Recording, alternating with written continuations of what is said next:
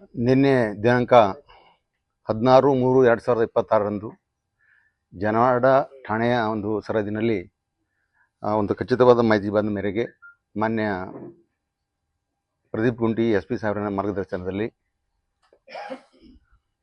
Bidar DSP Mulla ಅವರು, CPI rural Shri Biradar ಅವರು ಮತ್ತು ಸಿಬ್ಬಂದಿಯವರ ಜೊತೆಗೆ ಖಚಿತ ಮಾಹಿತಿ ಬಂದ ಒಂದು ಸ್ಥಳಕ್ಕೆ ಹೋಗಿ ನೋಡಲಾಗಿ ಅಲ್ಲಿ 105 ಸಿಲಿಂಡರ್ಗಳನ್ನು, ಅದರಲ್ಲಿ 22 ತುಂಬಿದ್ದು ಮತ್ತು ಉಳಿದಂಥ 83 ಖಾಲಿ ಸಿಲಿಂಡರ್ಗಳನ್ನು ಕಾಳಸಂತೆಯಲ್ಲಿ ಮಾರುವ ಉದ್ದೇಶದಿಂದ ಸಂಗ್ರಹಿಸಿಡಲಾಗಿತ್ತು.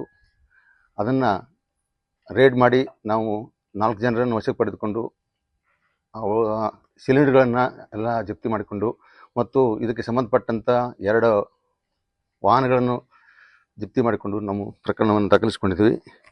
ಒಟ್ಟಾರೆಯಾಗಿ 2,55,000 ಮೌಲ್ಯದ ಗ್ಯಾಸ್ ಸಿಲಿಂಡರ್ಗಳನ್ನು ಗೃಹ ಬಳಕೆ ಮತ್ತು ಕಮರ್ಷಿಯಲ್ ಬಳಕೆಗಾಗಿ ಇರ್ತಕ್ಕಂಥ ಸಿಲಿಂಡರ್ಗಳನ್ನು ಇಂಡಿಯನ್ ಕಂಪನಿಯು ಮತ್ತು SP ಕಂಪನಿಯ ಗ್ಯಾಸ್ ಸಿಲಿಂಡರ್ಗಳನ್ನು ವಶಪಡಿಸಿಕೊಂಡಿದ್ವಿ.